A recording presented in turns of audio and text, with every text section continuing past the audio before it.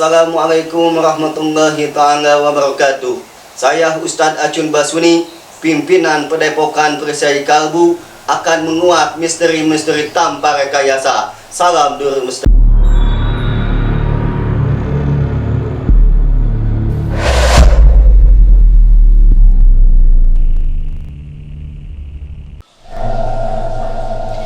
Nyi Blorong dan Nyi Roro Kidul pada dasarnya adalah sama, yakni sama-sama diyakini menguasai laut pantai selatan. Meski demikian, banyak yang meyakini kalau derajat Nyi Roro Kidul berada di atas Nyi Blorong.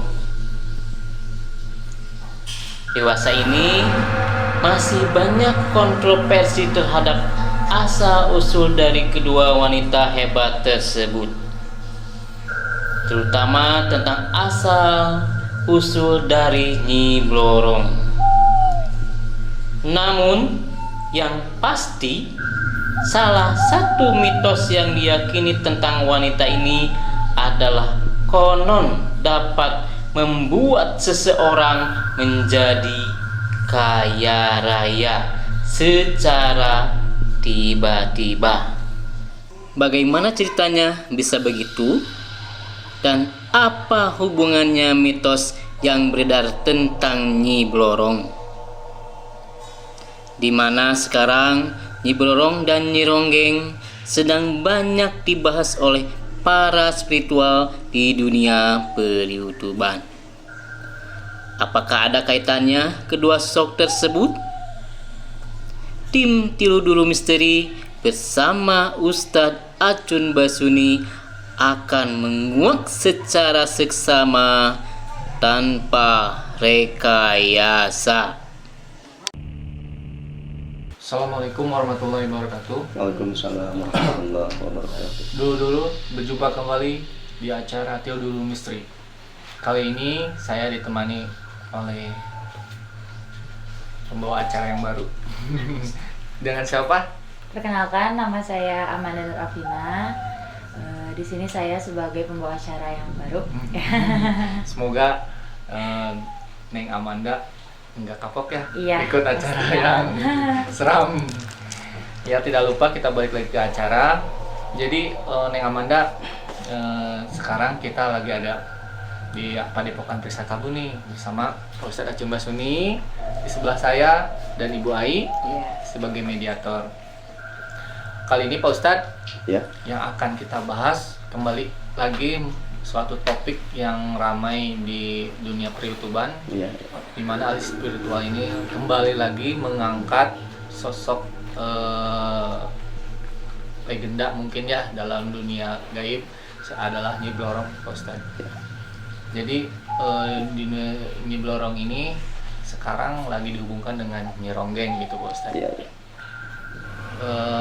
Neng Amanda, gimana nih tanggapannya mengenai Nyi Blorong ini? Menurut Neng Amanda yang baru masuk ke dunia misteri ini. Kalau menurut saya pribadi, dari referensi-referensi yang pernah saya baca, jadi Nyi Blorong ini sebenarnya sosok wanita yang katanya dari atas sampai pinggang tuh wanita yang cantik, sedangkan dari pinggang ke bawahnya tuh berbentuk ular. Ya, seperti itu. Terus juga saya pernah baca referensi-referensi yang lainnya juga, Nyi Blorong itu menguji manusia untuk menyimpang. Jadi manusia menyuruh manusia untuk pesugihan ya. Nah, pesugihan seperti itu. Nah, mungkin nanti Neng Amanda kita melalui ilmunya Pak Ustadz, hakikatnya dari Allah ya Pak Ustadz ya. Kita akan mencoba tanyakan itu langsung. Apakah teori-teori itu dan apakah kebenaran yang diungkap oleh ahli spiritual ini benar apa tidak? Nanti kita akan bahas dan saksikan di sini. Pak Ustadz, gimana nih Pak Ustadz untuk episode Nyi Blorong ini metodenya? Insya Allah syariat ya, hakikat Allah. Saya dengan keilmuan saya yang dititipkan sama Allah Insya Allah saya akan memasukkan ke mediator saya, Ibu Ai. Ntar aja tanyalah sendirilah gimana riwayatnya ini, silsilahnya. Ya. Ya Muhammad. Ya Muhammad.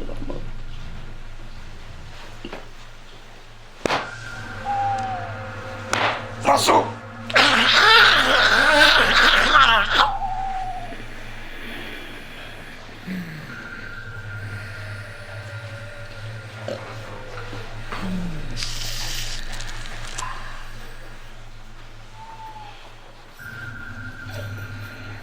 Sampurasul. Rampes. Dengan siapa ini yang masuk?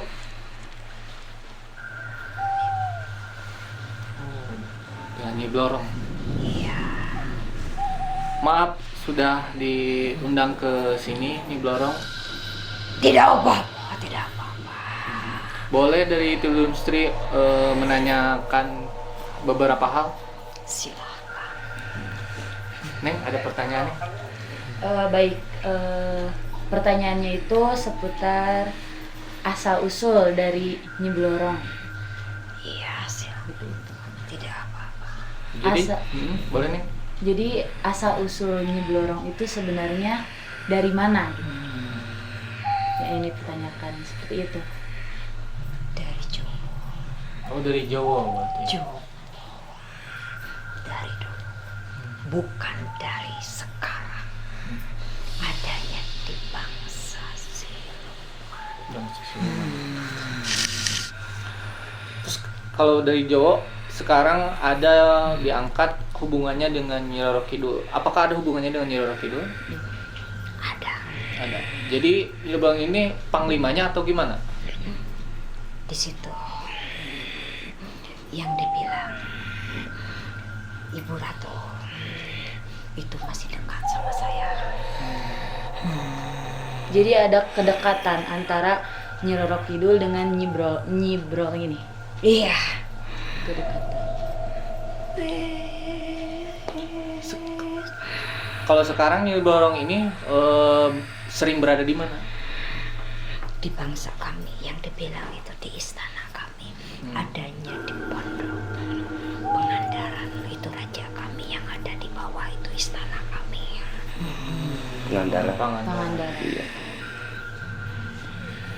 Terus ini Nyi Blorong apa ada kaitannya dengan Nyi Ronggeng? Ada. Ada.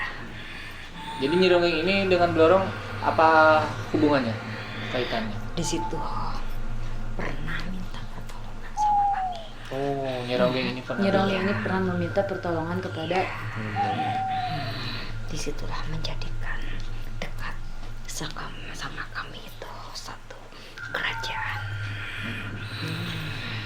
Terus tadi yang ditanyakan oleh Neng Manda ini Nyi Blorong tentang Nyi Blorong ini apakah memang hubungannya dengan ke arah pesugihan-pesugihan? iya. Iya. Oh. Emang betul. Di situ wong sampean yang dibilang ting wong wujud nyata. Karena di situ bukan salah kami. Yang harus disalahkan yang minta Minta. dengan Iya. kekayaan bukan di jalan yang halal. Iya. Betul tidak? Karena kami diundang ke sini saya datang. Saya bisa silaturahim ke istana ini yang kami datangin. Makasih. Sama-sama. Jadi memang maksud di sini pengen meluruskan Nyi Blorong selain silaturahmi ya. Jadi karena sekarang banyak nih ahli spiritual menghubung-hubungkan Nyi Blorong Dengan dengan yang Nyi lain Ronggeng lainnya, iya. dengan membangun cerita-cerita yang melalui versi mereka Iya. gitu. Sebenarnya kan tadi sudah dijelaskan bahwa adalah satu kedekatan. Sedangkan Nyi Blorong ini apakah dipanggil oleh mereka? Iya. Pernah. Jadi sama saya sejarahnya nih diceritakan sedikit ya. Coba ceritakan. Jadi dulu kala itu sama Nyi Ronggeng pernah bertarung. Di situ dia kalah. Terus dia memohon kepada kerajaan kami dan meminta maaf kepada diri kami. Disitulah menjadikan satu persekutuan sama Nyi Ronggeng. Karena Nyi Ronggeng adanya di bawah kami. Apa yang disuruh sama kami, dia akan jalankan sesuai dengan perintah kami, dengan para prajuritnya dan para dayangnya, satu sekerajaan itu. Kalau yang sekarang diangkat oleh spiritual di YouTube itu, apakah Nyi Blorong ini memang diundang oleh mereka? Iya, Diundangnya dalam bentuk secara live apa memang di balik layar? di balik layar. Di balik layar. Iya, karena itu ya tertutup, bukan terbuka lentara. Kayak gini saya bisa dipanggil dan diundang, saya datang ke suatu sana sini. Jadi memang di belakang layar ya? Iya. Nyi Blorong. Terus Nyi Blorong balik lagi ke pembahasan kayak tadi, apa hubungan Nyi Blorong sekarang ini dengan Nyi Ronggeng, hubungannya? Apa yang pernah dibilang tadi kepada sampean itu sudah mutlak. Sudah mutlak. Itu sudah jelas. Karena kalau riwayatnya adanya di alam gaib itu cukup satu kali saya cerita, bukan adanya di alam nyata. Kayak semutlaknya yang dilihat seperti orang-orang sekarang yang bisa melihat wujud kayak gini. Betul tidak? Minta maaf karena saya udah dari kalanya juga watak saya seperti ini. Iya. Apakah benar wujud Nyi Blorong ini setengah manusia setengah ular? Apakah benar? Oh.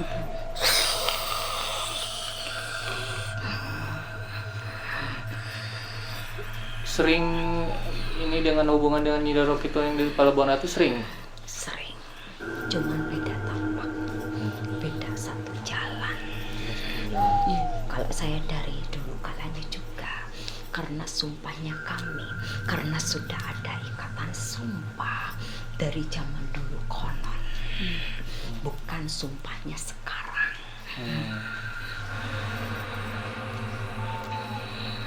Apakah memang menurut mitos arah Nyi Roro Kidul itu lebih ke arah kebaikan dan Nyi Blorong ke arah kejahatan, itu Yang tadi benar? pesugihan itu. Betul. Oh, Kalau Kanjeng Nyimas Ibu Ratu itu keturunan dari Jowo toh, yang dibilang Jowonya Pase, beda sama saya.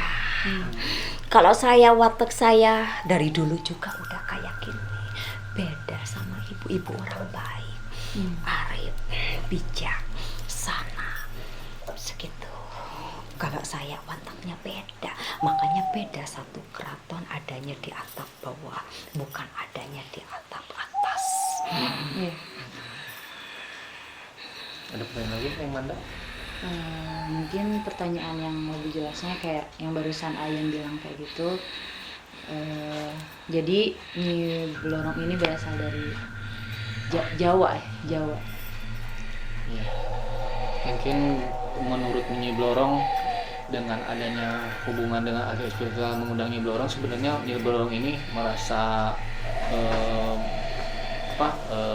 tersinggung apa gimana? Terganggu apa tidak? Kalau untuk merasa terganggu tidak, karena niat kami itu silaturahim dalam satu sisi kebaikan, tapi jalannya kami dari dulu juga beda. Kalau untuk pengundangan kayak gini, saya diundang, saya siap datang. Di Tarawang dalam satu kaca benggolok kami yang ada di suatu tahta istana keraton kerajaan kami. Beda sama wujud mutlak yang dibilang wujudnya nyatanya seperti real, apa yang bisa dilihat seperti ini.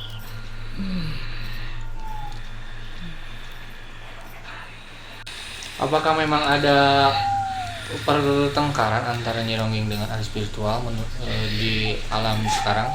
Iya betul. Tapi di balik layar. Iya. Jadi sebenarnya di balik layar ya sebenarnya. Iya, mutlaknya juga. Kadangkala Nyi Ronggeng juga suka pertempuran seperti ini. Suka. Kalau untuk berkelahian saya suruh utusan kami panglima itu yang selalu dekat mendampingi diri kami. Kalau dia panglima tersebut dia kalah dalam satu pertempuran, dalam satu kerajaan, baru di situ kami yang turun tangan. Jadi panglima dulu ya. Sama kadipati itu, kadipati yang suka disuruh sama kami.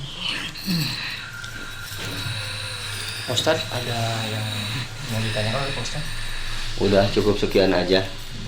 Wis kalamajilara,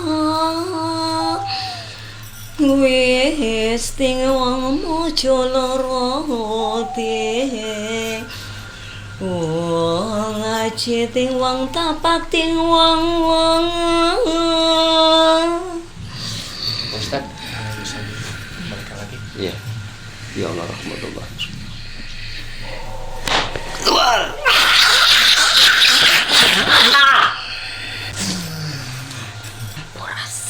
Rampes. Waalaikumsalam.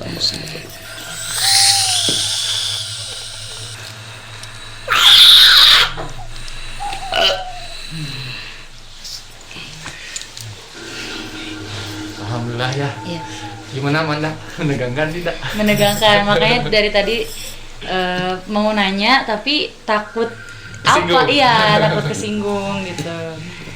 Ya, tadi sudah kita simak dan kita saksikan mediumisasi yang dilakukan oleh Pak Ustadz dengan menghadirkan tadi masuk ke mediator kita Nyi Blorong Pak Ustadz ya. Iya. Jadi kalau dapat saya simpulkan ya Pak Ustadz, memang ketika mereka diundangnya secara memang baik-baik ya Pak Iya. Ustadz ya, Iya. dan secara proseduralnya mungkin Iya. mereka juga welcome ya Pak Ustadz ya, menerima ya. Iya, menerima gimana yang ngundangnya. Gimana yang mau Tujuan yang mengundangnya. Terus tadi juga kita bisa dapat tarik kesimpulan bahwa hubungan-hubungan mitos-mitos antara Nyi Blorong, Sama Nyi Ronggeng. Nyi Ronggeng, dan Ibu Ratu ya Asal tadi usulnya seperti apa? sudah kita dengarkan tadi. Menurut Pak Ustadz sendiri, fenomena sekarang sosok-sosok legenda zaman dulu diangkat oleh ahli spiritual gimana Pak Ustadz? Ya, itu ada kebenarannya juga ya. Tapi di balik layar rata-rata Iya, Pak Ustadz ya? ya kebanyakan. Enggak wujud dohir lah. Nggak wujud dohir ya, Pak Ustadz? Enggak cuma ini aja lah. Mungkin ada pertarungan, tapi mungkin di luar layar ya Pak Ustadz? Iya, satu itu, kedua kadang-kadang dimasukkan ke medianya Media. juga bertarung sama dia gitu. Iya, iya. Ya gitu sama itunya seperti virtualnya. Jadi, memang dengan kita menguak ini, misalnya menurut kita ya Pak Ustadz, Iya. ke dulu-dulu semua berusaha menampilkan bahwa yang kita tampilkan kesimpulannya untuk secara luhur itu tidak bakal susah ya, Tidak. kecuali dia melakukan mediumisasi ya Pak Ustadz Iya, ya. gitu. Jadi istilahnya kita juga mengundang melalui mediator ya Pak Iya, Ustadz. betul gitu mengundang. Yang mana ada yang mau ditambahkan kesannya deh? Kesan yang ini ya, mungkin pertama kali juga,